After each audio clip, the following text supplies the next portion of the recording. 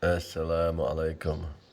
С вами Магомед Ялхаро, гильдия гидов Ялхаро. Вот такой вот вид из отеля Арамхи, горнолыжного курорта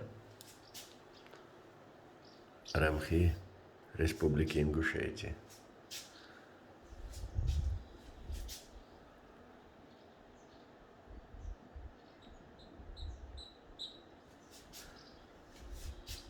Внизу вот сосновый лес, то есть дышишь, можно сказать, лечебным воздухом. И вот такой вот прекрасный вид.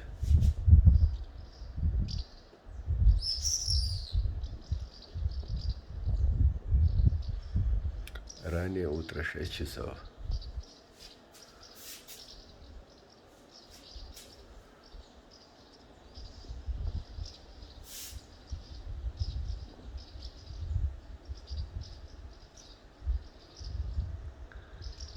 Ну что я могу сказать про горы Ингушетии? Горы везде красивые, но каждые горы красивы по-своему. И лучше гор могут быть только те горы, на которых ты еще не бывал.